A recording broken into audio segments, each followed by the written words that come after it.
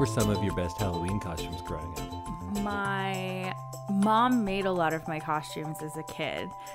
So she made me like a Minnie Mouse costume, which I think I still have actually.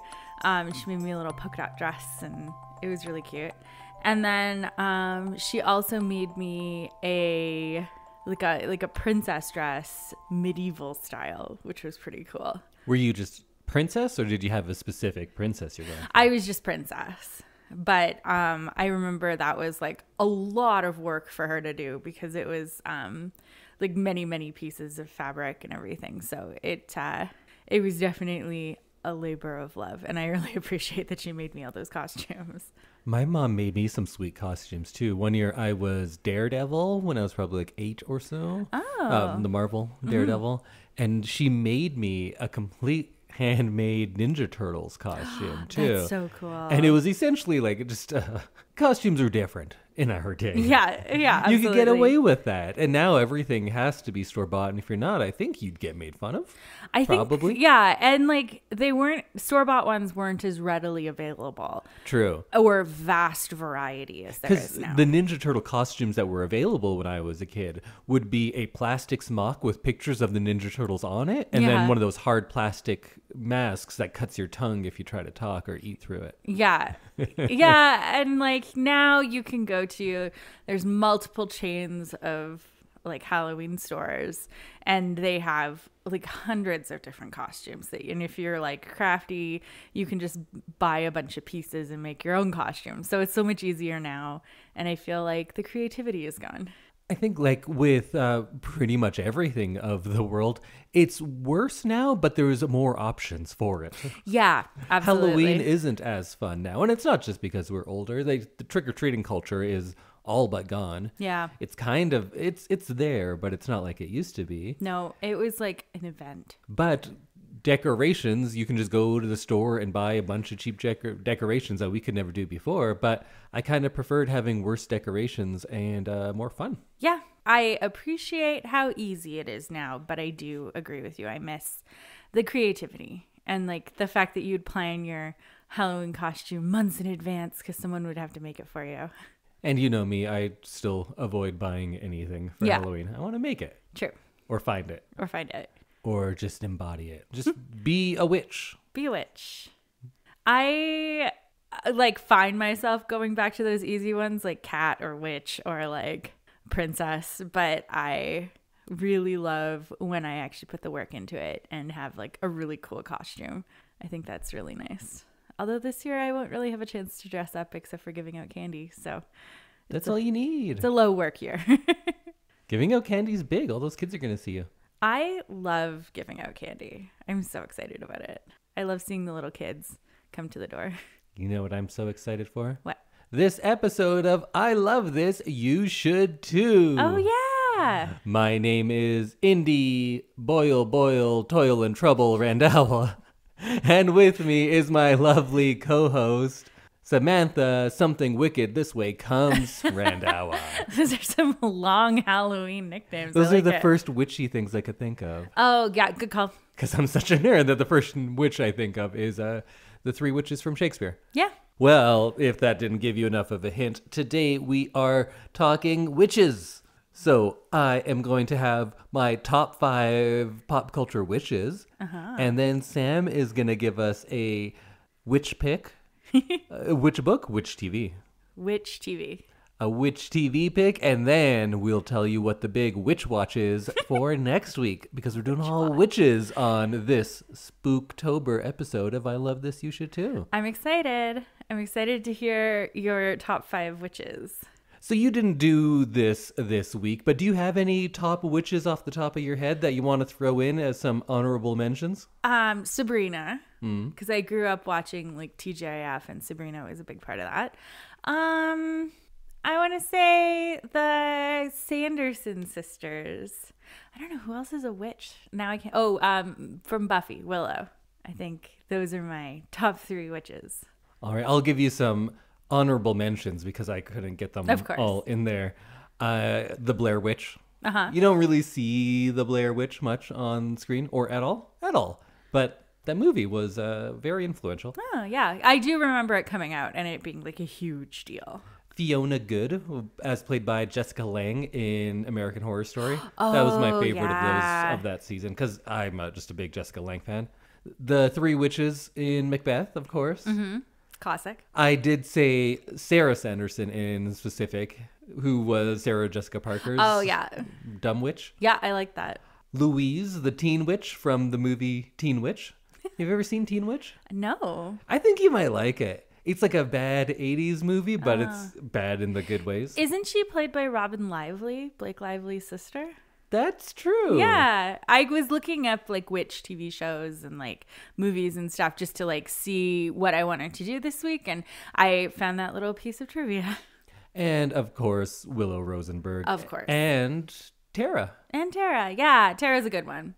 She's a good witch. She's a good witch. Willow is a bit of a bad witch at sometimes. She crosses over for sure.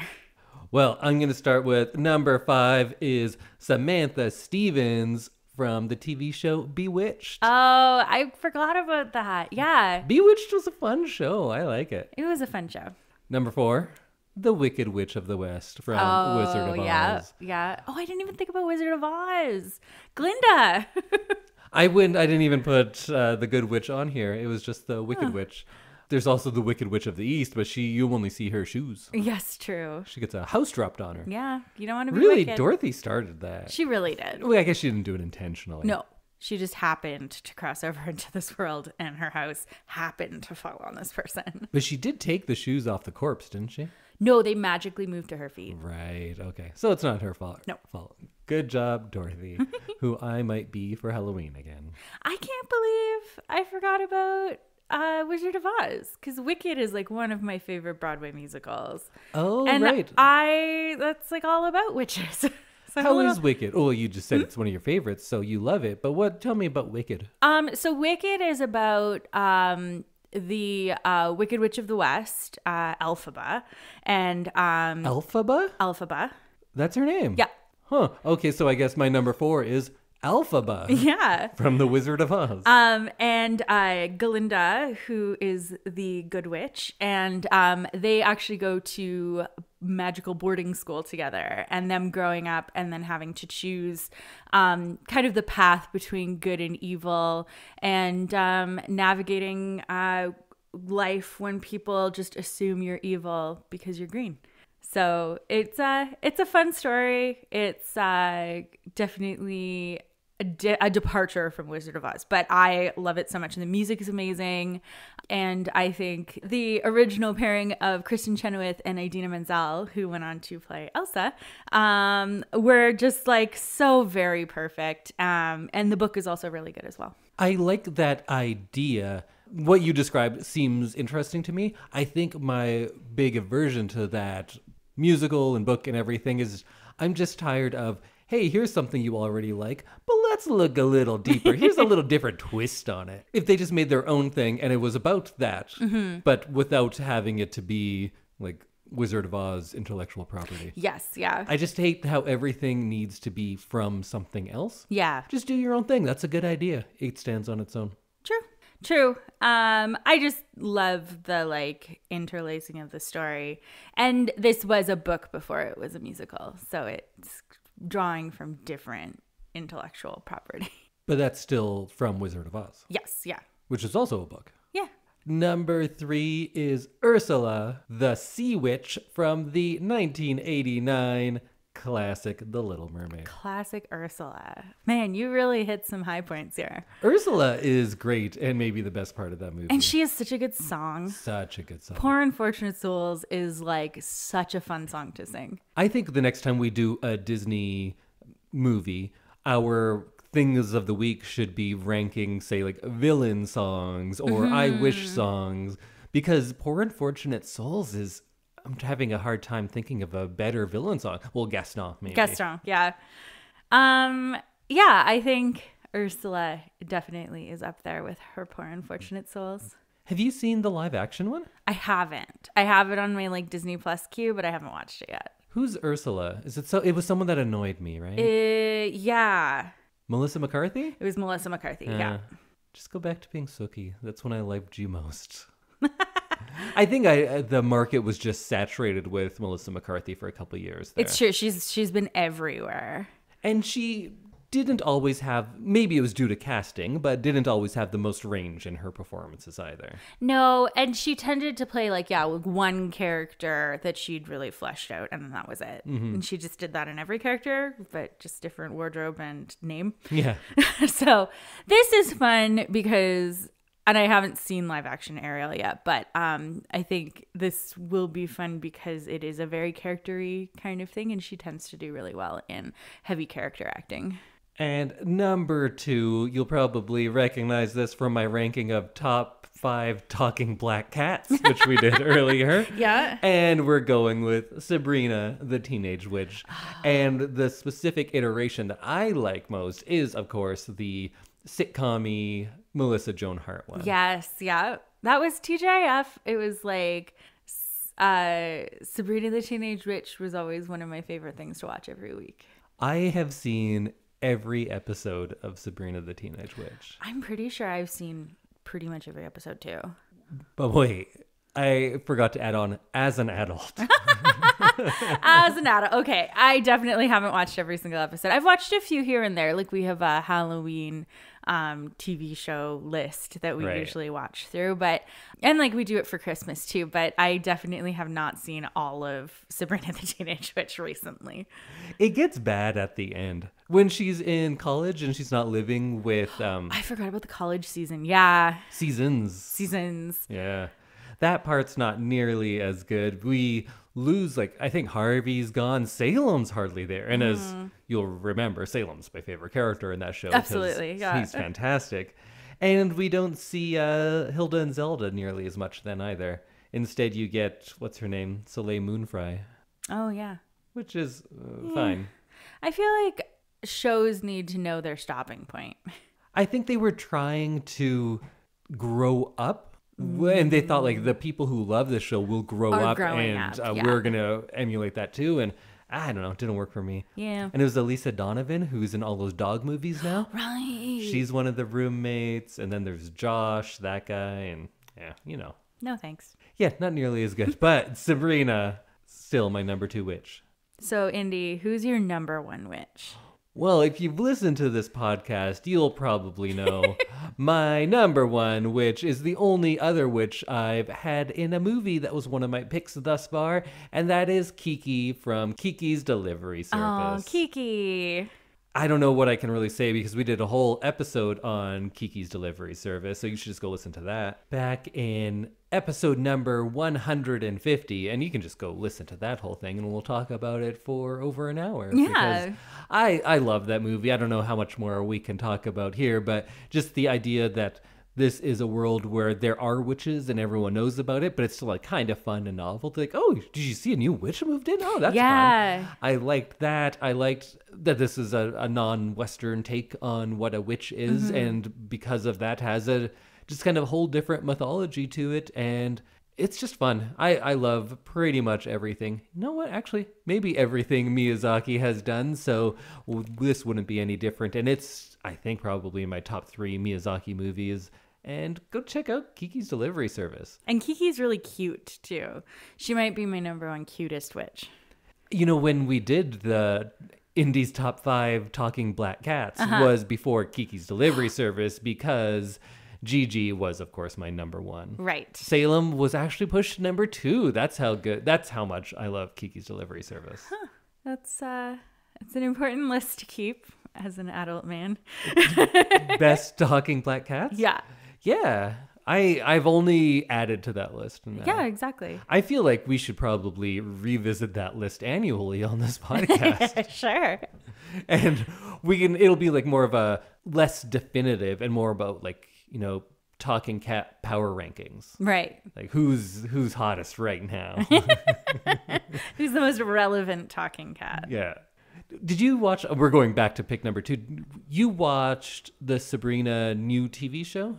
What's it called? The Dark and Mysterious Sabrina Times? Yeah, the Sabrina, the Riverdale spinoff. Yeah. Yes. I watched like a season of it. Okay, because I watched a season with you. I wasn't sure if you kept watching. I didn't. It got like Riverdale. It just got like a little too weird, and but not like, fun weird. Not fun weird, and like there was just like too much happening that I found it really hard to like focus on it, because they were like, oh, these 97 things happened in this last day, and it's like, okay, but like I can't remember all of that while I'm watching. I just want to like watch a fun show. For me, it just wasn't great. Yeah. It was trying to lean more into a serious spooky, which I did appreciate, but I don't think it pulled it off entirely well. So yeah, they were going for like dark, serious Sabrina as opposed to Sabrina the Teenage Witch. Right. Which like I feel like that was so much fun because it was a more fun take on it. We have a lot of dark, serious, spooky witch things. We don't need to bring a like fun, light character into this. Especially darkness. if it's not, I don't feel like they committed to Yeah. that. It lived in the middle ground, and I felt like there were some weak performances. Yeah. Not in Sabrina, because she was actually a great child actor that I saw on Mad Men, and she was Yeah. fantastic there. But the aunts and stuff there was a lot of bland performances in Yeah. it. But you know what? I never watched past like 6 episodes, so maybe it got great, but that's my list. You can let us know if you are like a diehard Dark Sabrina fan. You know my other favorite witch? Who? Sandwich. You're a sandwich. All right, Sam, what's your witch watch? My witch watch is the 2014 TV drama Salem. And this is loosely inspired by the actual Salem witch trials in the 17th century. But it plays with the idea of what if they actually were witches? And it kind of centers around Mary Sibley, whose husband is one of the most powerful and richest selectmen in the Puritan colony. And he's very sick, so she kind of ends up ruling with his power. And then what if she was also a very powerful witch and controlled a lot more than everyone was like kind of aware of? And you get to see like a few people that you will like know from history, like Cotton Mather, and some of the girls in the town are girls from the Salem witch trials. So I found it super fun. I thought it was kind of a fun take on history. It's sexier than I think Puritan times were. That was going to be my next thing. It was like, how many rock hard abs do you see in this show? A few. And there's a lot more like boobs and corsets that are like up to your chin Right. than actually would have happened in Puritan America. But it's a like kind of sexy period piece. And it's got 3 seasons. I think the first season is the very best. But I think it's worth watching all the way through. And it's got one of my childhood crushes, Shane West, in it. Oh. Yeah. I want to say something right now, but I don't want to give it away to you. But I kind of want to tell our audience now. But I think what'll end up happening is, because I can't because you're in the room. Yeah. So I'll probably just cut out this whole part. Okay. But interesting. Shane West from A Walk to Remember. Yes. Yeah. And other things. Yeah, and other things. But I definitely really liked him in A Walk to Remember. But yeah, so this is like a fun, loose based idea on the Salem witch trials, which is something that I found fascinating as a young girl, getting into vampires and witches and like all of that. Oh, like, so you watched it back then? No, I watched it when it came out in 2014. Okay. But I thought this was like last I was week. very much into the idea of the Salem witch trials and like witchcraft and vampires and stuff at that early junior high age. So We need to bring some of that back. I think so. I'm all, I'm a pretty spooky Yeah, day-to-day person. pretty spooky you guy. You don't bring that spookiness out. You need to embrace your spookiness, and what better season than I right agree. now? Okay, I'll try and get more Let's go spooky. get a Ouija board. Okay. Although I did have a rule that You I do will have not a do rule. it in We've the house, never gotten 'cause a I didn't Ouija want my board. house Haunted. I'm someone who's like, nah, I don't believe any of that stuff. And they're like, oh, use a Ouija board in your house. I was like, no, I don't want to invite demons in here. Absolutely not. Yeah, I have dabbled with a Ouija board before, but I sure have. never in my own home. That was man, I used to love a good Friday night Ouija board. Yeah. In my dorms when I lived in Norway, we would have parties there were a bunch of cages in the basement where people could lock up their stuff. Oh, like storage units. Yeah. Okay. Yeah. And we Cages makes it sound like a torture chamber. They were cages. They were straight up cages. And we'd have parties down there because if you got the cops called to your floor for a party, you'd have to pay a fine. So we'd have a party in the basement, and then it's like, well, who's responsible? I don't know. We just run away. Yeah. But we had a Halloween party in there, and we just drew Ouija boards on the ground, and we could play, and it was all candlelit. It was probably a fire hazard. Totally.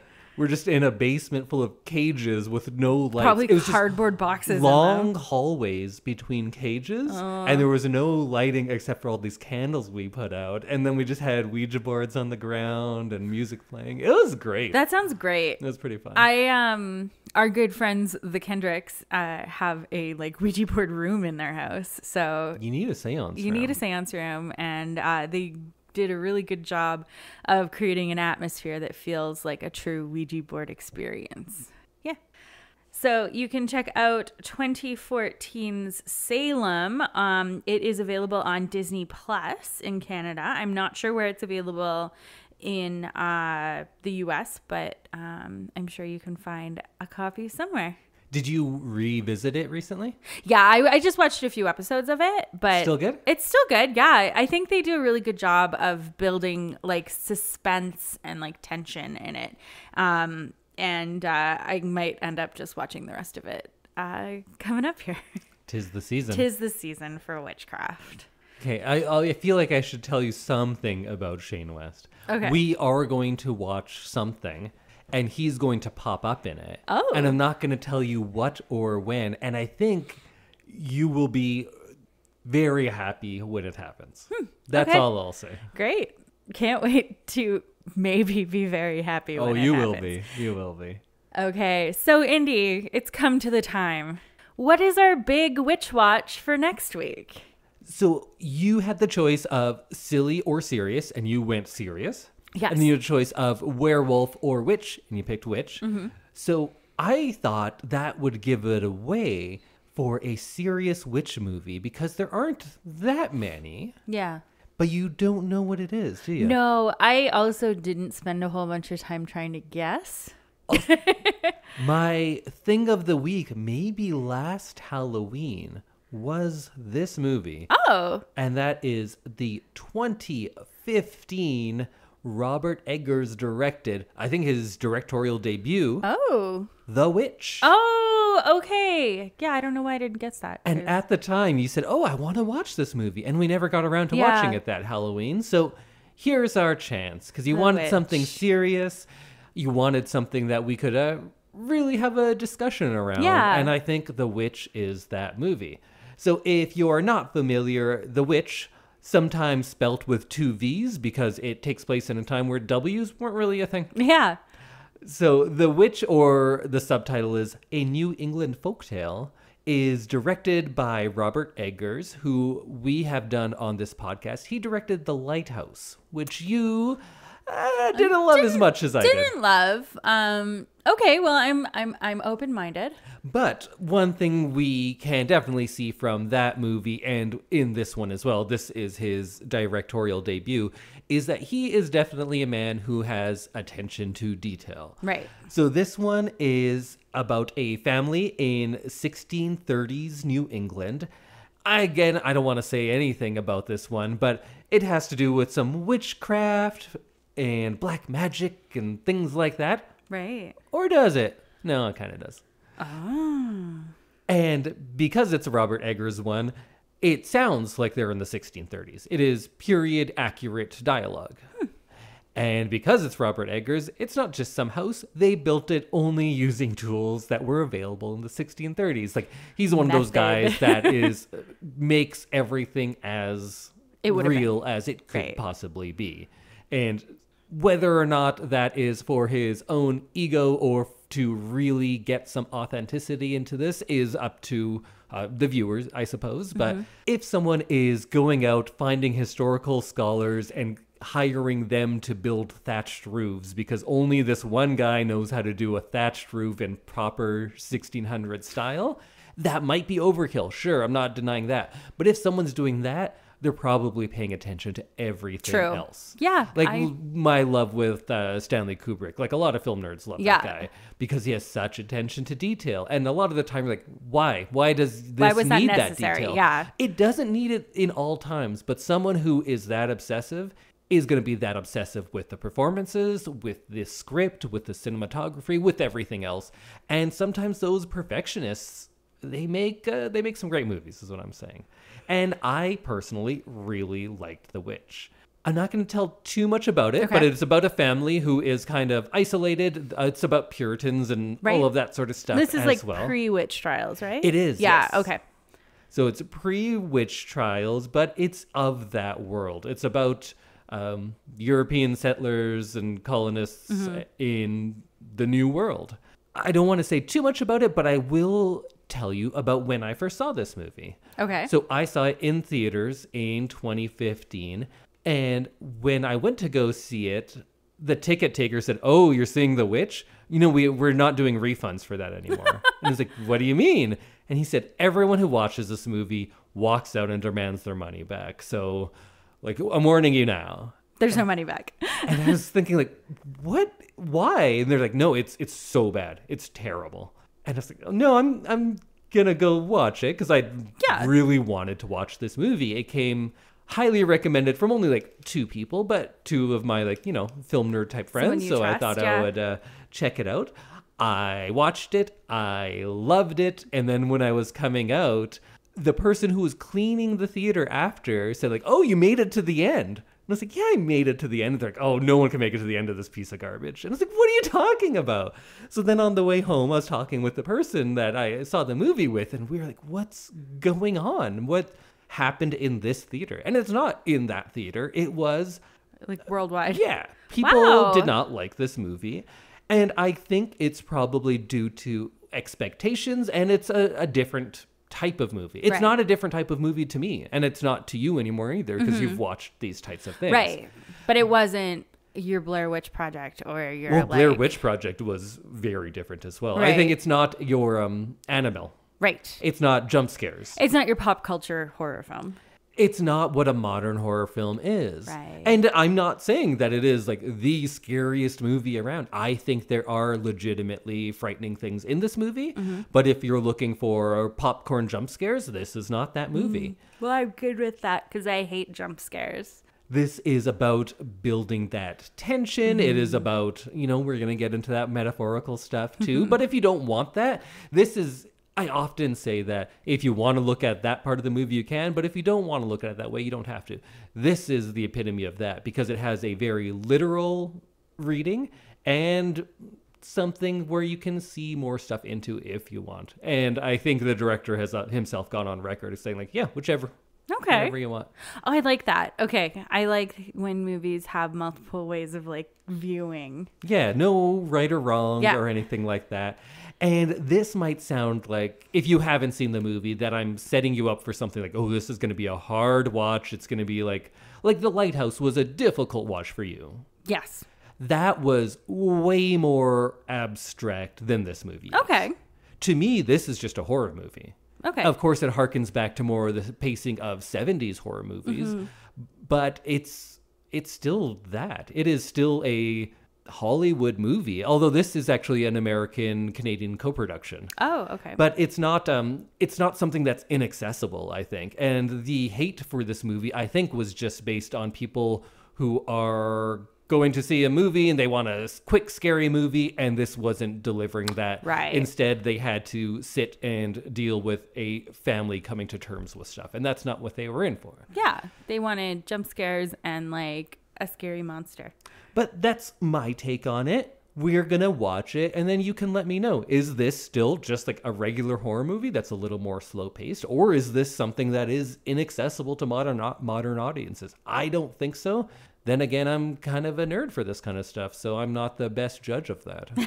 Okay, well, I'm excited to form an opinion. It does have like a 90% on Rotten Tomatoes, so it's not this out of nowhere everyone hates it thing. It's just a lot of people seem to hate it. Yeah, that's interesting that people were like so decided on whether or not they hated it. That the people at the movie theater felt that way. Yeah, and that they were telling people that before they even saw the movie. Yeah. Which is like kind of unprofessional. I think it's kind of unprofessional. But yeah, I've never been in a movie theater where people are like, ugh, this piece of garbage. So it's not streaming many places that I could find, at least. If you have Amazon Prime, I think you can rent it for $1.99. You can borrow my Blu-ray of it if you are local. And if not, you know what? You'll find somewhere to watch it. Go watch The Witch from 2015. And this is one of those A24 productions, which we've had a couple of. Mm-hmm. And I tend to like their stuff. Not always, but often. They're out there trying stuff, which I appreciate. Yeah, that's fun. Okay, we'll see you next week when we talk about The Witch. Bye, everyone. Ooh. I tried to do it for you. That's okay. Goodbye. You did a good job.